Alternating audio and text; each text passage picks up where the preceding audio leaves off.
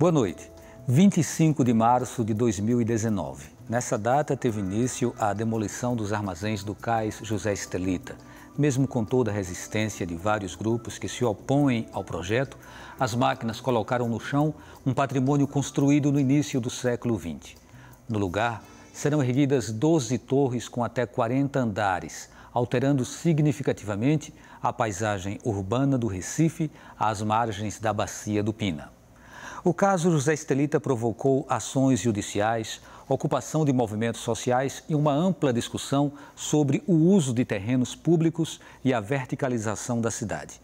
O programa Opinião Pernambuco de hoje traz essa temática falando sobre os reflexos da expansão imobiliária, uma abordagem com o olhar de arquitetos, urbanistas e especialistas do patrimônio cultural, principalmente da sociedade. A representação do poder público não será possível em nossa mesa, apesar de termos feito o convite à Prefeitura do Recife, que não demonstrou interesse em participar. Então recebemos Dirceu Marroquim, do Instituto Arqueológico, Histórico e Geográfico de Pernambucano e doutorando em História Social da USP. Rudy Rafael, integrante do Grupo Direitos Urbanos. E Bruno Lima, professor do Departamento de Arquitetura e Urbanismo da UFPE e diretor do Instituto dos Arquitetos do Brasil, secção Pernambuco. Número de WhatsApp para você enviar perguntas ou dar a sua opinião é o 81 988 30 7098. Repetindo, 81 988 30 7098. E para você acompanhar o programa em tempo real pela internet, o endereço eletrônico é www.ufpe.br/NTVRU. Sejam bem-vindos. E aí eu acho que é interessante a gente começar o programa trazendo um pouco o histórico, né, do caso José Estelita. E aí eu passaria a palavra para Rudy. Rudy poderia começar, né, Rudy? Então, o caso do Cais, a Estelita, é um caso que, primeiro, ele beira a imprevisibilidade, né? Eu acho que em relação à chamada do programa, a gente precisa reforçar que lutamos para que não sejam construídas as 12 torres, né? A luta continua. Eu acho que não é mais vários crimes cometidos, né, pelo consórcio. Em que momento começou essa Começou luta, com o né? processo do... Essa luta, ela começou, vamos dizer, na época do projeto Recife e Olinda, né, existia uma discussão entre poder público federal, estadual e municipal sobre a destinação do cais, aí por volta de 2005. Em 2008, a gente teve o leilão que é investigado por fraude, né, vários indícios de que foi um leilão fraudulento. Em 2012, né, quando houve um anúncio público de que haveria um projeto lá de 13 torres na área do Cais da Estelita, esse assunto ganhou uma outra dimensão, né? A perspectiva do debate sobre a cidade, sobre o urbanismo, ganhou as mesas de bar, as filas de supermercado, todo mundo passou a pautar um debate sobre o Cais da Estelita, né? Porque é uma área central do Recife, patrimônio histórico, uma área que era pública e que acabou sendo apropriada pela iniciativa privada de forma questionável, né? E com a perspectiva de, na verdade, de alguma forma privar a maior parte da população do acesso àquele espaço, né? São 100 mil metros quadrados, né? Onde a gente deveria estar discutindo várias funções, né? Habitação popular, comércio informal, trabalho, a questão de escola, hospital, todo mundo, né? Existe um conjunto de necessidades da cidade do Recife que poderia estar sendo atendida num espaço como aquele, e não numa perspectiva de privatizar aquele espaço para garantir só para os ricos, né? Então, acho que esse debate ele ganhou a sociedade, não é o fato de o consórcio Novo Recife ter demolido os armazéns que vai sepultar essa discussão na sociedade. Muito pelo contrário, né? Acho que só aumentou a perversidade do projeto, né? Quando, por exemplo, na sexta-feira do dia 25 começou a demolição, foi concluída na sexta-feira subsequente, eles continuaram a obra depois que derrubaram as liminares e chegou ao ponto de ameaçar a vida das pessoas que estavam lá, né? Então, precisou a polícia invadir o cais e dizer parem as máquinas porque o chão estava tremendo e a parede balançando e poderia acontecer uma tragédia ali. E acho que o ponto de desumanidade a qual o consórcio chegou, a Moura do B, com total afiançamento da prefeitura desse processo, né? Fazendo vídeo com dinheiro público para patrocinar o projeto, entrando na justiça para requerer a demolição, a continuidade da demolição, é um escândalo da mais perfeita configuração da corrupção urbanística. Nesse programa a gente ainda vai ter a oportunidade para falar como será a continuação dessa luta, né? Você já ensinou aí que essa luta continua. Professor Bruno, esse impasse, ele se dá originalmente pela falta de um maior diálogo entre os interessados pelo projeto, da forma como ele se configurou, e a sociedade?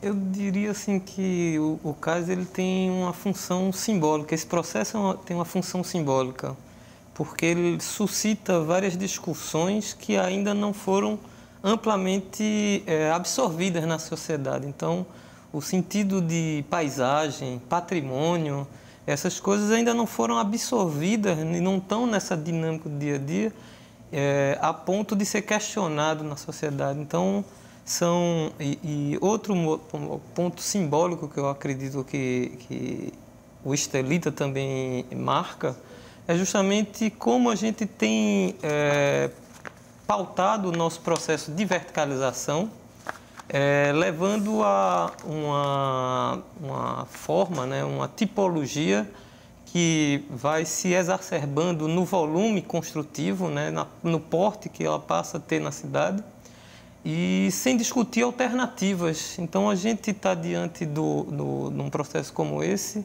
diante de um espaço degradado, onde os empreendedores colocam aquilo que está posto simplesmente como a única oportunidade e a única forma de se ocupar aquele território. E aí, diante desses valores de patrimônio, de paisagem, a gente precisa enriquecer nossas alternativas de formas de ocupar nosso território. Então, a gente tem visto aí bairros com crescimentos absurdos, como é o caso de Boa Viagem, né, que historicamente, assim, desde os anos 70, vem crescendo e é o grande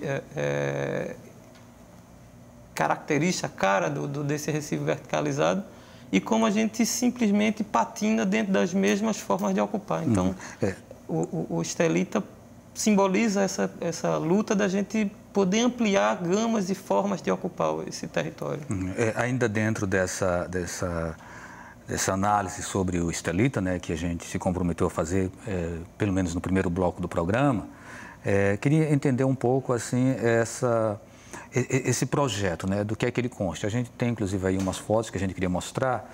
A gente tem a informação de que seriam 12 torres, não é isso? E essas 12 torres teriam até 40 andares, né? 40.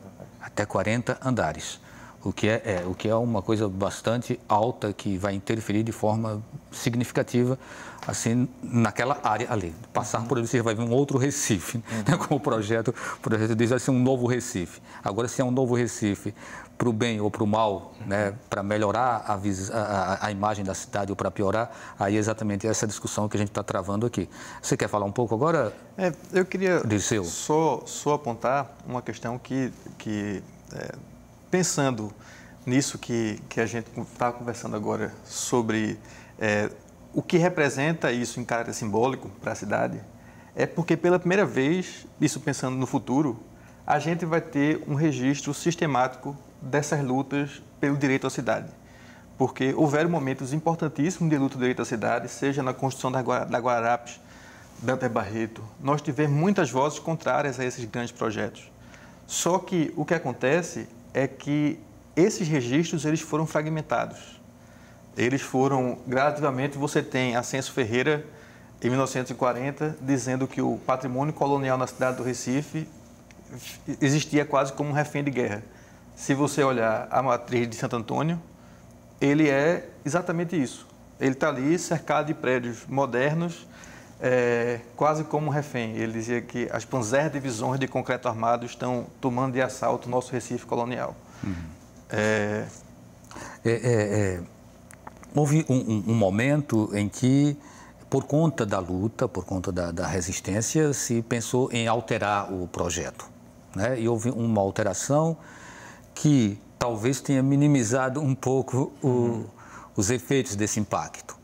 Mas ainda assim o problema ele pode persistir, né? Dependendo de quem esteja analisando essa questão, ele poderá continuar. O fato é construir ou não construir, ocupar ou não ocupar aquela área com esse investimento imobiliário.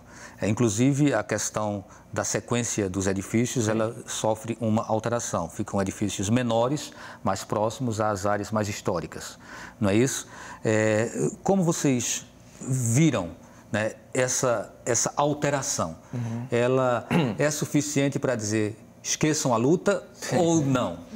Não, na verdade, a mínima alteração que houve no processo, ela foi resultado dessa luta que Dirceu colocou em relação ao direito à cidade, mas ela não contempla em nada as demandas estruturantes, né, de pensar um novo Recife para o bem, vamos dizer assim, um bom novo Recife, né? Se amplificou a lógica de um mau Recife, assim, de um Recife para pior, né? Então a alteração no projeto é uma alteração cosmética, né? Apesar da prefeitura lançar o vídeo, gastar dinheiro público para dizer que se inverteu a lógica do espaço público e o espaço privado, né? Então, mas é um espaço público onde não tem uma discussão pública sobre o que vai ser ali, por exemplo, né? Então não é tão público assim, né? É um público submetido aos interesses do privado, né? Continua sendo 100% para o privado dessa forma, né? Acho que foram mais de 200 contribuições em audiências públicas, em debates e que não foram consideradas, inclusive a lei que foi aprovada pela Câmara Municipal, né, do plano urbanístico específico, que inclusive foi uma luta nossa dentro do Conselho da Cidade, né, de aprovar uma resolução que garantia uma discussão sobre o projeto. A Prefeitura incluiu um dispositivo que os empreendedores podiam ou não respeitar a lei, né? Então, como é que se pode fazer um acúmulo de discussão, né, que não foi respeitado, inclusive, essas contribuições, e você dizer, não, se fez uma discussão aqui, mas cabe ao empreendedor dizer se ele vai respeitar ou não a lei, né? Então, assim, é um acúmulo de processos que só mostra a fragilidade ou, na verdade, a negação, a violação do interesse público, no caso do Cais da Estelita, até hoje, né? E tem uma questão associada a isso, é porque a gente pouco pensa no impacto, a gente pensa no impacto da paisagem, mas se você olhar, por exemplo, o último censo no bairro de São José, o bairro é eminentemente negro e pardo.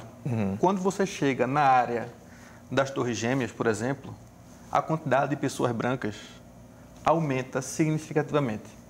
O que isso quer dizer? É que o argumento de que isso vai trazer desenvolvimento para o entorno é uma grande falácia, porque a população continua carente são tantas misérias que existem naquele entorno, a ausência de moradia, sem contar o estoque imobiliário que existe em Santo Antônio, que podia ser olhado para trazer uma vida mais ativa ao centro da cidade.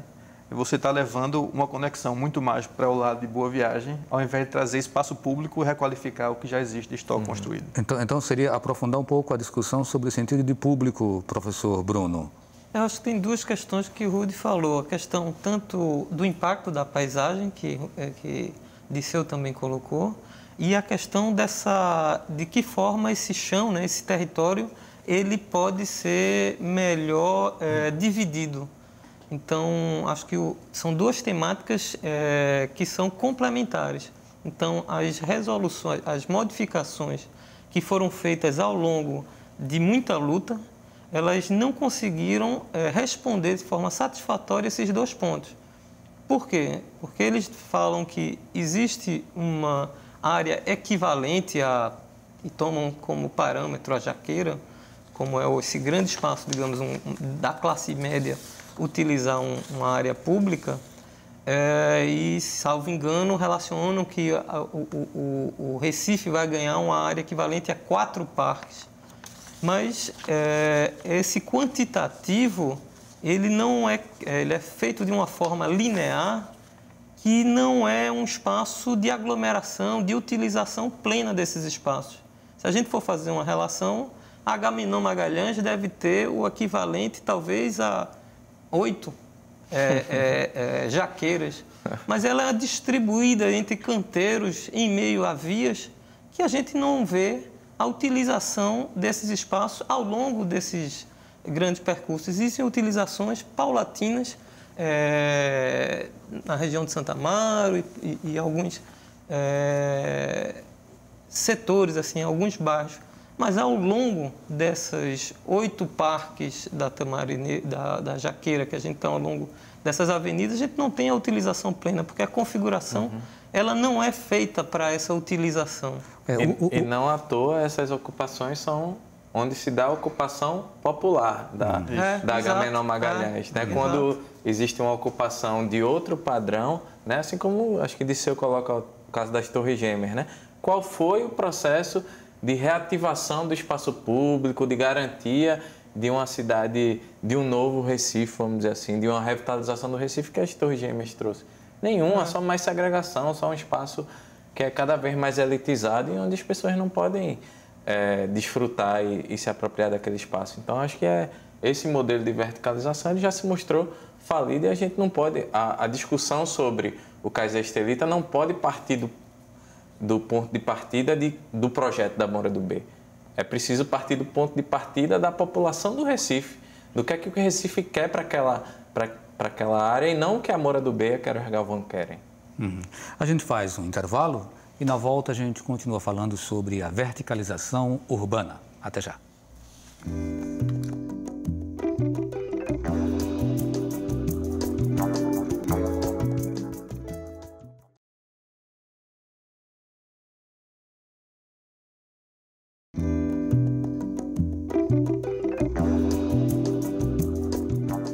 O Opinião Pernambuco está de volta com o tema verticalização urbana. Participam Dirceu Marroquim, do Instituto Arqueológico, Histórico e Geográfico Pernambucano, doutorando em História Social da USP. Rudy Rafael, integrante do Grupo Direitos Urbanos. E Bruno Lima, professor do Departamento de Arquitetura e Urbanismo da UFPE e diretor do Instituto dos Arquitetos do Brasil, Secção Pernambuco.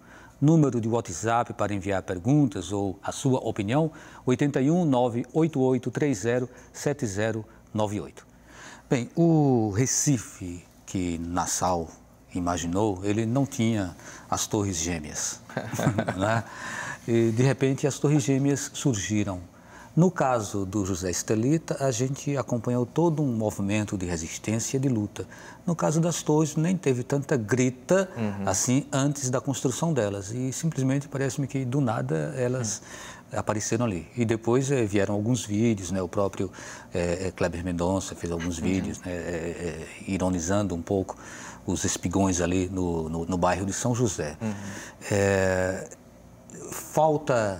Falta da parte da sociedade mais articulação para evitar que as coisas aconteçam e que depois elas já estejam consolidadas? Essa é uma pergunta. E depois, quando chegar em Rudy, vamos tentar começar aqui pelo Bruno agora, e quando chegar em Dirceu, né, eu queria que Dirceu falasse um pouquinho sobre o papel do Instituto Histórico, que também tem o poder, né, como uma instituição que cuida dessa área, teria, teoricamente, o poder de se posicionar contra e tentar evitar, né, esses avanços. Então, o que é que acontece? Por que é que elas chegam a ser construídas e depois a gente vai reclamar daquilo que já é visível? Professor Bruno. Eu não diria que falta mobilização ou atitude de parte da sociedade, né? A gente está diante de um processo de revisão do plano diretor, mas que esse processo ele é feito de uma forma muito atropelada, onde os espaços, eles aparentemente eles existem para a sociedade colocar sua voz, mas como a discussão ela é feita de um plano de longo prazo do que vai ser essa cidade durante 10 anos, se discute durante 3 meses, aspectos dos mais diversos e de complexidades tão grandes, então a gente percebe uma pouca adesão do poder público a, de fato, querer escutar essa sociedade que reivindica. Diálogo, né? Você fala. Porque existem as articulações, o Recife de Luta é um coletivo aí que aglutina diversas vozes representativas aí da sociedade e tem feito e pautado uma forma aí de se fazer ouvir. A grande questão é que tem a esfera política, que a gente precisa ser mais incisivo nela. Ok. Eu acho que tem... Primeiro, para a gente falar sobre essa mobilização, a gente precisa ter o acesso à informação, né? Por exemplo, em relação às Torres Gêmeas, a gente vivia um outro processo de acesso à informação, né? Acho que em 2012, quando surge a mobilização do CAIS, a gente tem também como marco outra dinâmica de acesso à informação pelas redes sociais e tudo. E eu acho que aquilo representou meio que um basta da sociedade de, já se viu que foi as Torres Gêmeas, né, em relação a patrimônio, em relação a esse modelo de verticalização. E agora, mais uma vez, né, acho que o discurso do poder público, muitas vezes, o debate sobre moradia popular no centro. Não tem terra no centro, não tem solo, né, não tem imóvel para produzir moradia popular no centro. E aí aparece, magicamente, 100 mil metros quadrados que eram públicos e, de repente, foram parar na mão das construtoras, né? E aí eu acho que as pessoas olharam assim, não, como assim? Como assim? O patrimônio da cidade agora vai virar prédio para os ricos, vai virar escritório, a parte hotel, enfim. Então, acho que teve um processo de aprendizado urbanístico em relação à Estelita, né? Das pessoas, tem um freio aqui esse poder dessa democracia direta do capital das construtoras em relação à cidade, e a gente precisa se apropriar. Quando a gente estendeu lá a faixa "A cidade é nossa, ocupe-a", né? Isso é um lema que desperta, as pessoas precisam participar dos processos de decisão sobre a cidade, né? Em que momento as pessoas souberam que aquele terreno que era público ia ser leiloado para iniciativa privada, ou foram consultadas sobre se elas queriam que fosse vendido ou se elas queriam que fossem construídas outras coisas lá, né? Não houve esse processo de discussão, né? Eu acho que esse aprendizado em relação ao CAIS, em relação a várias outras questões, né? Acho que Bruno levanta a questão da articulação Recife de Luta, né? Acho que o grande salto nesse momento da discussão do Estelita é conseguir integrar várias outras pautas que a cidade está vivenciando agora, né? Em relação a, por exemplo, o edifício Holiday, né? A prefeitura diz que não tem nada a ver em relação ao edifício Holiday, porque é privado, mas tem tudo a ver em relação a defender os interesses da Moura do B e da Queiroz Galvão no CAIS. É só porque lá no Holiday mora pobre e no Estelita eles querem que morem ricos, né? No caso do Caranguejo Tabaiares, agora uma comunidade onde a prefeitura assumiu dizendo que ia construir um habitacional e 6 anos depois está despejando as famílias de casa, está desapropriando as famílias, né, por causa de uma obra que não foi discutida com a comunidade numa zona especial de interesse social, né? O caso do plano diretor, que o Ministério Público agora recomendou que o plano diretor voltasse para ser discutido com a população, porque um processo de discussão dos próximos 10 anos do Recife, ninguém sabe o que está acontecendo nesse processo de discussão, né? Então, acho que a gente conseguiu integrar a relação hoje com o terreno do Aeroclube, de habitação popular, o caso das obras da Conde da Boa Vista, que é uma obra milionária e que, no fim das contas, vai tirar o emprego de muita gente que hoje é ambulante na Conde da Boa Vista. Então, a gente conseguiu articular essas lutas, né? Acho que o Estelita se retroalimenta também dessas resistências. Acho que a gente consegue começar a pensar o Recife de outra forma. E então, Dirceu, a gente falava aqui sobre uma construção dentro de uma área que é histórica, né? O bairro de São José é uma área histórica. Eu quero até que depois a gente fale um pouquinho sobre uma área que também é pública, ou, aliás, que era pública e que ela, de repente, foi entregue para construções privadas lá em Olinda. Sim. Que era a área do quartel, que depois entrou um hiper, entra um shopping e ainda falam que vão construir mais algumas torres lá na frente. Né? Também é uma área pública. A diferença é que lá não é uma área histórica. Então, agravante aqui, no caso das Torres Gêmeas e do Estelita, que são áreas históricas. É o caso da Vila Naval também. Isso, também, né? E aí, ainda assim, o patrimônio histórico, ele faz o quê, né? Qual é a posição e por que o resultado acaba sempre sendo o de vitória, ou aparente vitória, do lado mais forte, que é o lado do imobiliário.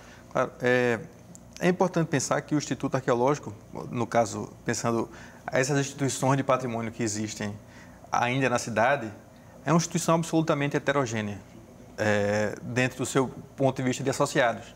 Por ser uma instituição privada, então eu aqui estou falando pelo Instituto, convidado para falar pelo Instituto e tem um posicionamento específico, mas que pode não se traduzir na fala da coletividade interna. Ou seja, isso existe uma complexidade quando você se trata de um grande colegiado. Mas o que é importante é que, por exemplo, eu, quanto pesquisador, historiador e membro do Instituto e outros colegas associados, outros confrades, nós temos feito palestras por aí, na época mesmo do calor da hora do Estelita, eu fiz uma dezena de palestras sobre casos bem-sucedidos de mobilização de pessoas contra o assédio, seja do Estado, seja de empreendedores, no âmbito público, para a gente pensar de que maneira, enquanto sociedade civil, a gente pode pensar essas respostas, né? Então, ou seja, de alguma forma, essas instituições elas se posicionam da forma que cabe internamente dentro desses espaços. Tem uma questão que eu coloquei aqui, que foi o de Olinda. Talvez fosse interessante se fazer um comentário também. Alguém gostaria? Não, se houve, inclusive lá em Olinda, a gente acompanhou logo no começo, e houve uma mobilização da população de Olinda em relação a questionar o empreendimento lá. Acho que é importante que... e aí teve também um grande discurso em relação a, né, tipo, é o primeiro shopping de Olinda, vai gerar muito emprego, né? Acho que é importante colocar que qualquer projeto dentro de um terreno, como era o terreno do quartel, do Cais Estelita, vai gerar emprego, né? Isso é inegável, assim. Agora, se depois do empreendimento construído vai gerar uma dinâmica para essas pessoas que trabalhavam nesse projeto, é outra questão, né? Então, acho que essa questão, muitas vezes também, acho que a Opinião Pernambuco cumpre um papel fundamental, mas a grande mídia, né, o que a gente tem como discurso geral não é ter acesso a esse debate que a gente tem aqui, né? É a propaganda que é paga no jornal por parte dos grandes empreendedores, é o espaço das propagandas na TV. Então, acho que a gente fortalecer espaços como esse de debate, de dizer ao morador do Recife, o morador de Olinda, ó, aquela área era pública, você, se pudesse escolher, ia decidir por isso, né? Se você, hoje, que sofre com o problema da moradia, que paga aluguel, que decide entre botar a comida na mesa e pagar o aluguel, se você pudesse decidir para aquela área, você ia deixar para as grandes construtoras porque isso é o progresso, ou você queria resolver o seu problema da moradia, que inclusive é responsabilidade do Estado e está na Constituição, que é um direito seu? Então, acho que a gente precisa recolocar esses debates para a sociedade com um poder de decisão e não com um poder de dizer se é ruim, se é bom, se é bonito ou se é feio tal projeto. A verticalização das cidades me parece algo assim inevitável, né, no momento que a gente vive, e as pessoas acabam tendo que conviver com isso. Mas aí a impressão que pode estar dando aqui é de que a gente está só demonizando a verticalização. Eu queria perguntar se a verticalização ela é um mal necessário ou não. Seria possível a gente pensar os espigões totalmente fora do contexto da cidade? Isso é uma utopia, né? Enfim, o que é que deve passar na cabeça das pessoas? Não, onde é que eu moro? Né? Eu moro no edifício, você mora no edifício, mora no edifício. Não, a gente acha que deveria ser casa, mas não dá para ser casa. Ou seja, é inevitável você visualizar, você imaginar os edifícios subindo.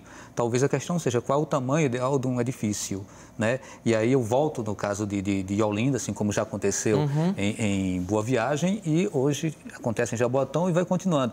A questão dos espigões que são construídos na beira da praia e que geram paredões que evitam, inclusive, a passagem de uma melhor circulação de ar para as pessoas que moram nas outras áreas. Né? O que fazer? Né? A população simplesmente vê as coisas subindo, a população não participa dessa discussão. Professor Bruno. Mas é isso que eu estava colocando desde o início. Assim, acho que o Estelita é emblemático, é justamente dessa forma única que a gente admitiu como processo de verticalização. eu não falaria de verticalização, eu falaria de adensamento, utilização desse solo, porque, no fundo, a gente quer um melhor desempenho desse solo. Verticalizar como torre isolada num lote foi uma opção que a gente desenvolveu, mas existem inúmeras tipologias, formas de se ocupar. Não é que o prédio não seja bem-vindo. Não é questão que ele seja essa forma, né? A gente optou por um tipo de prédio que ele é isolado e solto no lote, porque nossa configuração de legislação, ela foi pautada nisso, pautada em tentar estabelecer qual a regulação que eu tenho que fazer para um determinado lote. E a gente perdeu a possibilidade de construir cidades. Então, a gente tem diversos espaços na cidade nossa que elas foram construídas com esse sentido de construir uma cidade, de dar uma identidade a ela. Então, Olinda, por mais diversa que a gente tenha as edificações, ela tem no seu todo uma identidade, uma unidade, uma coesão.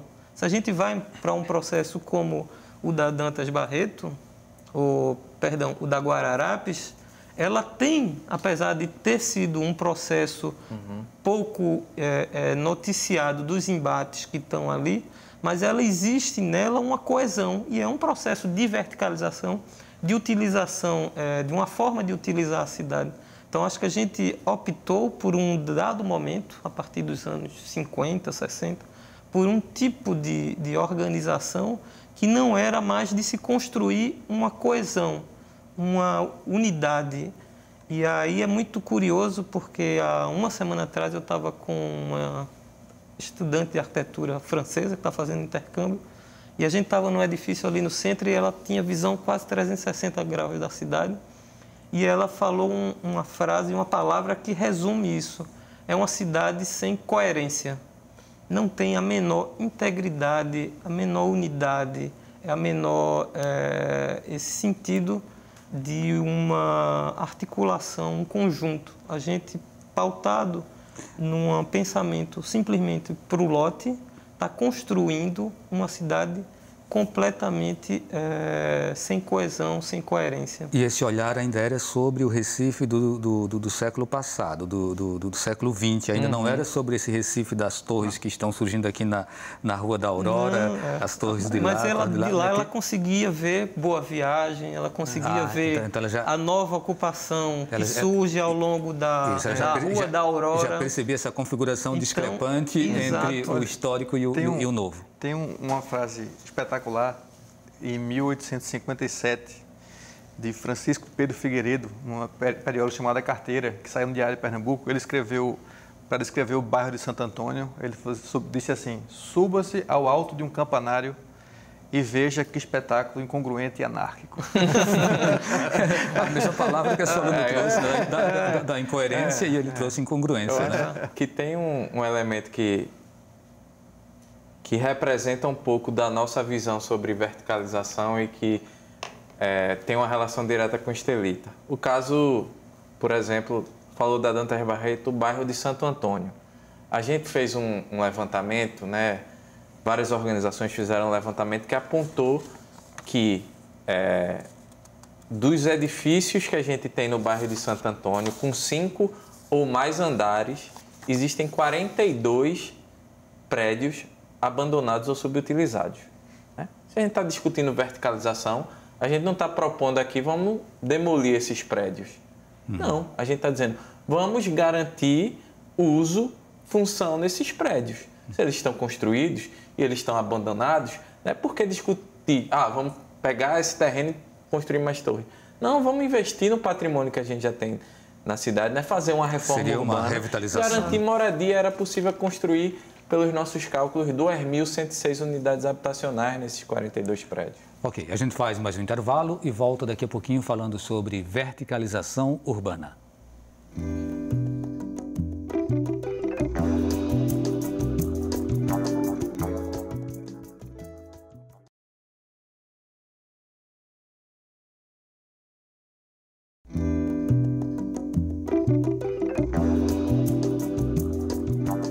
O Opinião Pernambuco está de volta com o tema verticalização urbana e hoje estamos recebendo Dirceu Marroquim do Instituto Arqueológico, Histórico e Geográfico Pernambucano. Ele é doutorando em História Social da USP. Rudy Rafael, integrante do grupo Direitos Urbanos. E Bruno Lima, professor do Departamento de Arquitetura e Urbanismo da UFPE e diretor do Instituto dos Arquitetos do Brasil, secção Pernambuco.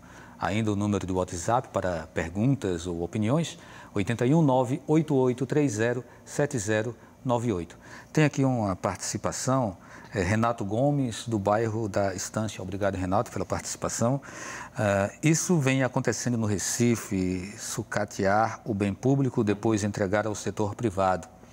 Exemplo é o Estelita. Todos nós ficamos em uma encruzilhada entre o luxo ou o lixo.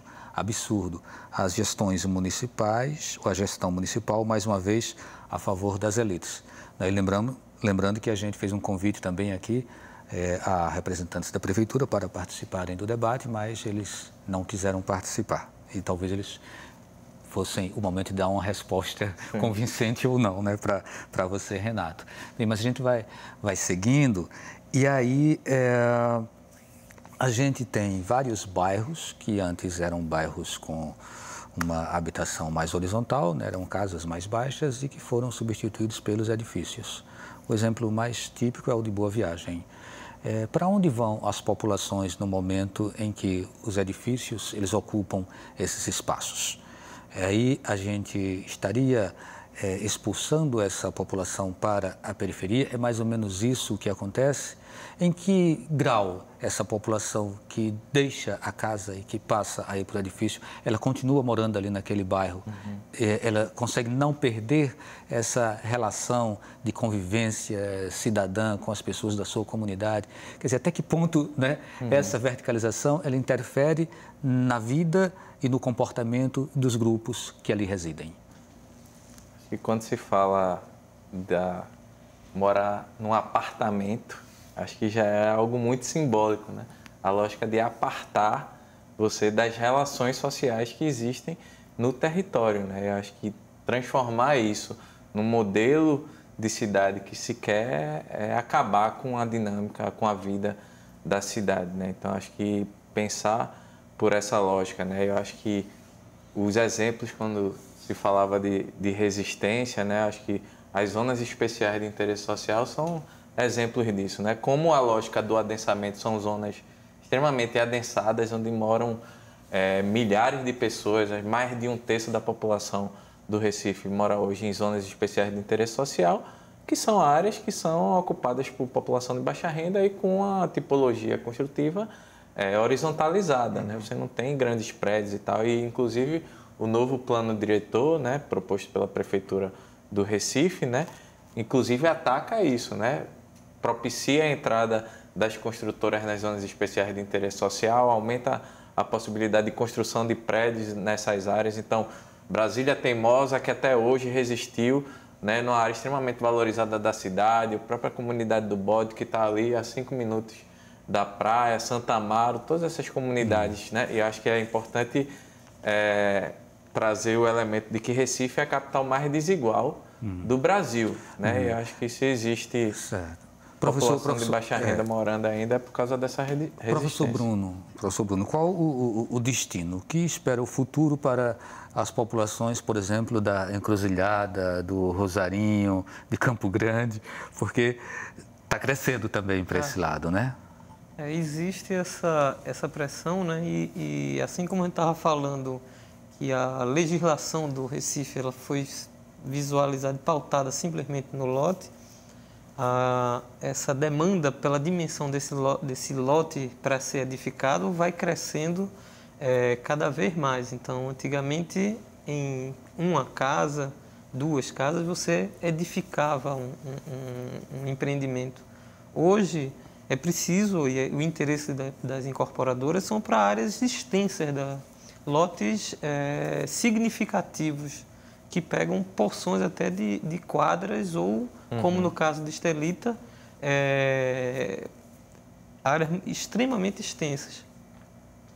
E a legislação da gente ela não foi pensada para desenhar, construir essas áreas extensas. Então, esse é o grande desafio que a gente precisa, como sociedade, se posicionar.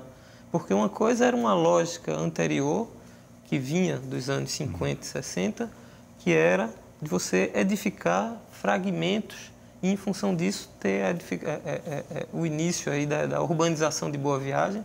Ela é toda pautada nisso, né? Mas hoje os grandes empreendimentos, então a gente fala, digamos, ao lado do Shopping Recife, né, o Evolution, que é junto ali do Mangue, o Le Parc, a gente vê que são grandes áreas na cidade que apartam elas do... E tem uma questão que é fundamental nisso que Rudy falou, sobre a ideia de apartamento, né, de apartar, é que isso não é um fenômeno gratuito, isso faz parte de um processo histórico da forma de entender a cidade. Se você pegar, por exemplo, um levantamento que eu fiz quando eu estava na gestão pública, 54,7% das agremiações carnavalescas registradas ou não registradas pelo IPHAN que participaram do Carnaval do Recife, elas estão nas EIs.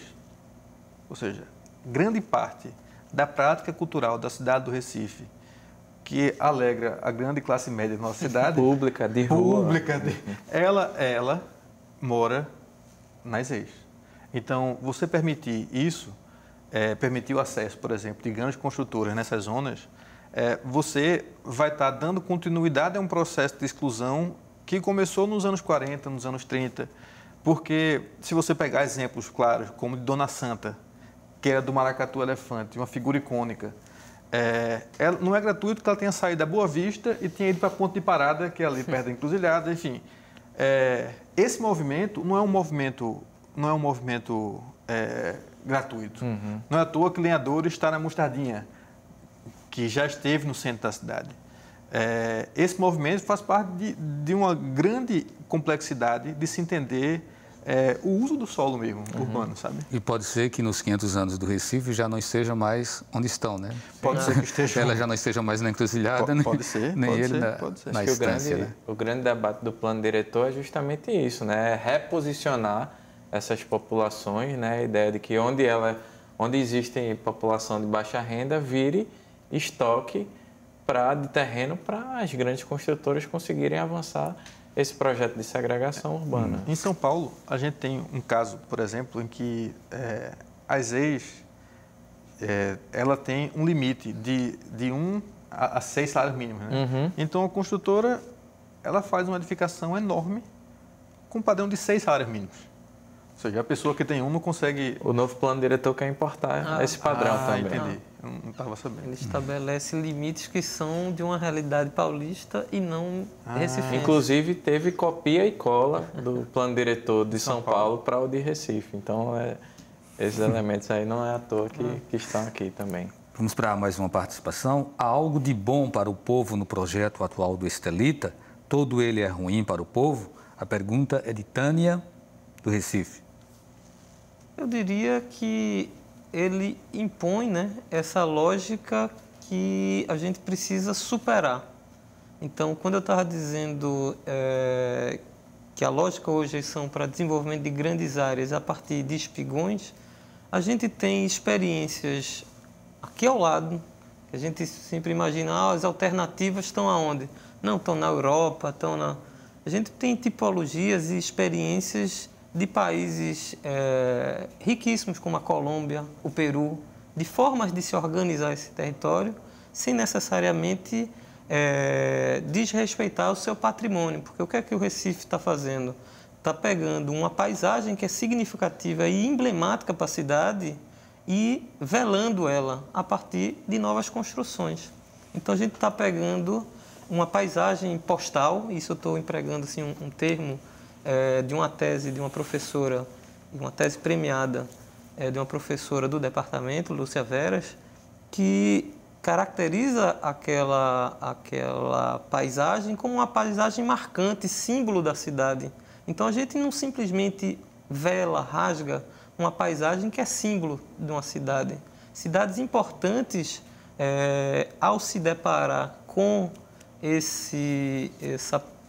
esse conflito e essa possibilidade de edificações interromperem a apreensão dessas paisagens, simplesmente disseram não, a gente não vai permitir. Então, é preciso a gente entrar na nossa pauta de discussão outras formas de ocupar aquele território, respeitando essas paisagens significativas da cidade. Esse é um debate que ainda não está tão maduro no corpo da sociedade, é um debate que acontece em nichos e esses momentos são importantes da gente poder levantar. A gente não tem simplesmente o lixo ou o luxo como contraponto entre esses dois extremos. A gente tem diversas formas de poder ocupar aquele território. E a gente tem exemplos de estruturas sociais que são próximas a nós, como as experiências latino-americanas, especificamente Colômbia, Peru, que estão até numa zona muito equivalente à nossa, né? Então, é buscar essas alternativas, essas formas de edificar. Tem mais uma participação aqui. Meu nome é Edivan, moro em Tegipió. A empresa que vai construir a obra vai gerar empregos aos desempregados que fizeram fila para entregar currículos e fazer área de lazer para o público, como foi acordado com a Prefeitura e órgãos. Porque o movimento não se preocupa com os problemas já existentes no Recife, como a casa... Aliás, ele não está perguntando, ele está afirmando, né? Ele colocou um ponto aqui, não foi interrogação. Porque o movimento não se preocupa com os problemas já existentes no Recife, como a casa de Clarice Lispector, destruída, as nossas praças e pontes, e aquela antiga boate Chantecler, que está sem função já faz algumas décadas. Ele faz esse questionamento. Então, acho que... Como é o nome dele?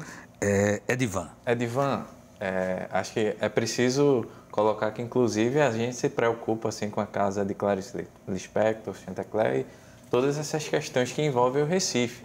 E, inclusive, se preocupou com a utilização, a instrumentalização daqueles trabalhadores que foram lá, né, com a falsa esperança de conseguir um emprego e foram usados pela Moura do B. Né?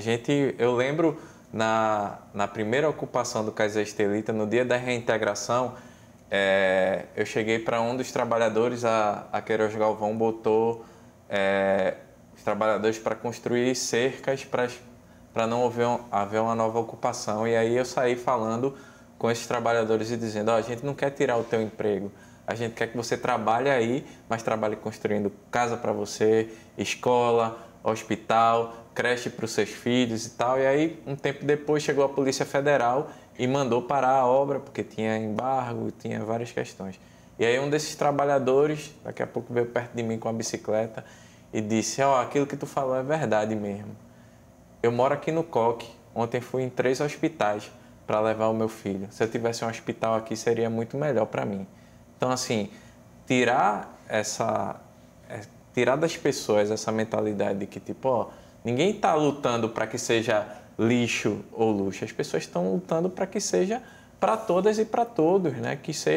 Que garanta trabalho ali, que garanta projetos, mas que sejam para as pessoas que forem trabalhar terem acesso àquilo depois e não serem jogadas e descartadas para longe quando aquilo ali estiver pronto, né? Acho que essa é uma falsa polêmica que eu acho que a gente tem um espaço como esse para tentar esclarecer a população em relação a isso. Tem outra participaçãozinha aqui, rapidinho, porque o tempo também já está acabando. Janilson Kleber, de São Lourenço da Mata. Ele diz, na Avenida Mário Melo, uma igreja comprou e demoliu uma quadra inteira. No final da Rua da Aurora foram construídos vários arranha-céus. Nesse e em outros casos, ninguém viu o povo do movimento do Ocupe, não sei que lá. Porque só agem na área do Estelita. Parece que esse movimento só quer causar e trazer questões ideológicas. Pode procurar também, em caso das torres da Aurora, a gente também se manifestou, houve uma série de ilegalidades lá. Então, nesses casos, acho que é importante que um movimento não tenha responsabilidade única, né? O que a gente está colocando aqui é uma discussão para a cidade, mas no caso tanto dos templos da Mário Melo, você pode procurar notícias em que houve manifestação, sim. E que me parece que isso não pode ser uma luta solitária, né? Exatamente. A gente precisa mais envolvimento mesmo da sociedade, várias representações, não apenas uma única entidade cuidando disso. Me parece que quem precisa cuidar disso são todas as instituições, todas as entidades, independentes de elas terem um foco específico nessa área. E tem várias se manifestando também, né? O Ministério Público Federal, o Ministério Público Estadual, as organizações que estão aqui. Vamos lá, Dirceu, rapidinho, que nosso tempo aqui foi embora. Uma questão da contrapartida. Nas últimas versões que eu vi, não sei se é a última versão, tinha a história de um dos galpões ou 2 galpões fazer parte do Museu da Cidade, ser integrado aos 5 pontos.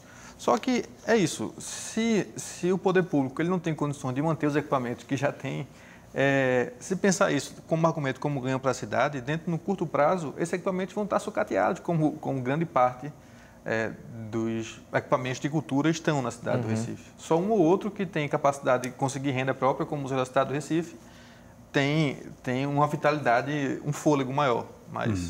Ok, então, professor Bruno, muito obrigado pela participação. Algum recado final?